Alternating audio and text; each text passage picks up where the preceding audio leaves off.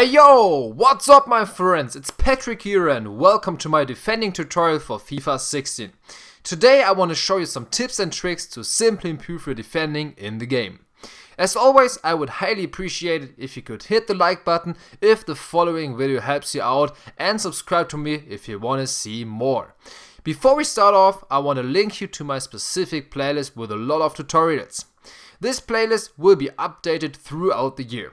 Just click on the screen to go there or follow the link in the description. I will start this tutorial with the defending controls. The PlayStation controls are added in green. When you press LB, you can change your player. As an alternative, you can also move the right stick into the direction of the player you want to control.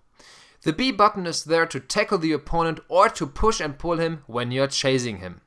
Use the X button for a slide tackle, and in tight situations you can also use the B button to make a clearance. When you hold LT you can jockey, and with pressing and holding the A button you can contain. When you hold RB you can do teammate containing. Running jockeying works with holding LT and RT at the same time, and push and pull was on the B button as I already mentioned. When you press the X button quickly after a sliding tackle again, you can get up fast, and tapping the A button brings your player to perform a fake tackle. Before we will continue with gameplay scenes, I want to show you this picture to focus on the different areas while defending. The green one is an area where the opponent can do what he wants. There is no danger. Just switch your players and keep your formation.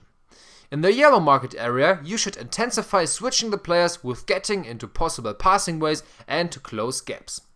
When the opponent gets into the red market area, you should aim to get the ball away from him as fast as you can. On top of it, it's very important to stay compact in the middle and to force the opponent to play over the wings. And now I will show you how to do this in combination with some gameplay scenes. Basically, it's very important to keep the defensive structure. You should always aim to keep the positionating of the players. Make sure to constantly switch your players, because the CPU will bring back the non-controlled players to their main position. Especially when the opponent controls the ball in the green and yellow areas, you can get the ball away from him with just being patient.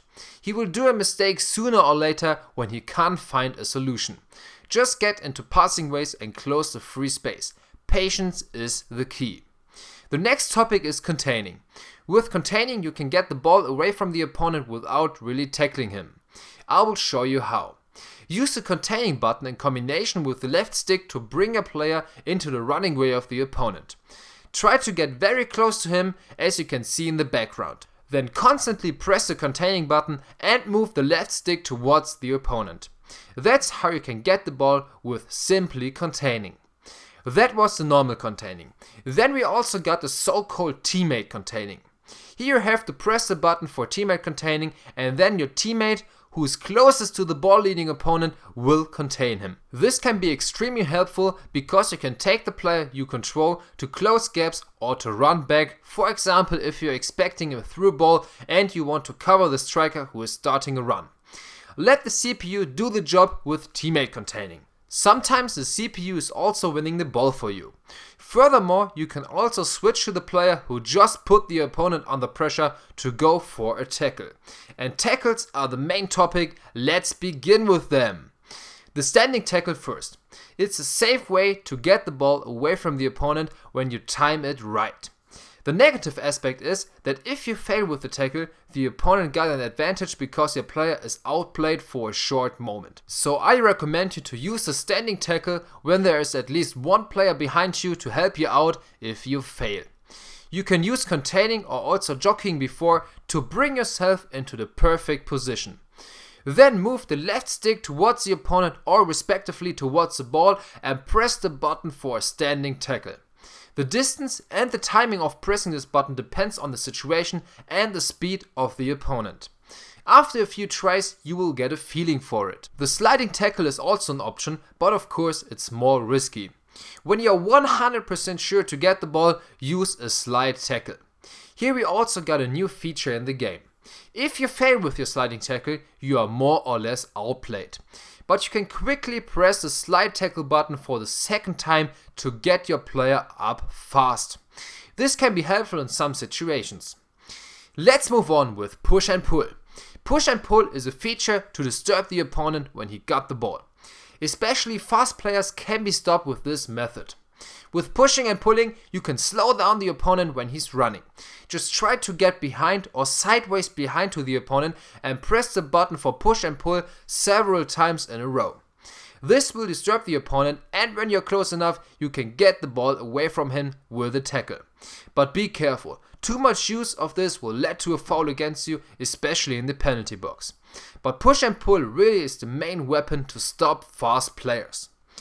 Defending headers and crosses is also a very important aspect when it comes to defending. Especially this year, since crosses are more powerful again. My tip was always and will always be, when you are in a tight situations, make sure to clear the ball into the direction where the cross came from.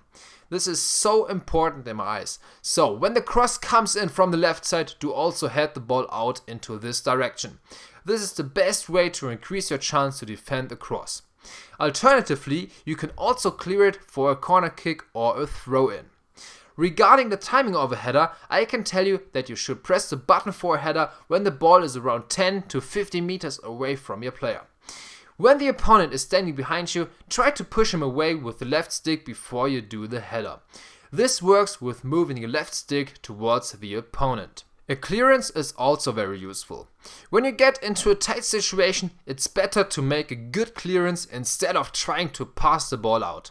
Sometimes, when nothing else seems to be possible, your player will also do an acrobatic clearance, which also looks very nice.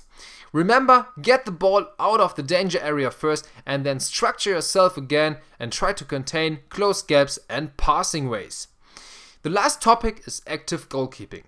If you anticipate a through pass, make sure to call the keeper out with holding the Y button on the Xbox and the triangle button on the PlayStation. This is Manuel Neuer style, and I guess you all know what that means. Another aspect would be to head the ball back to the keeper while defending high air balls from the opponent. The keeper can simply take the ball into his hands and a situation is cleared. Alright, that's it my friends. Make sure to hit the like button, subscribe to me for more, and check out other important tutorials in the playlist I've mentioned at the beginning. I wish you all the best my friends, see you next time, I'm out. Peace.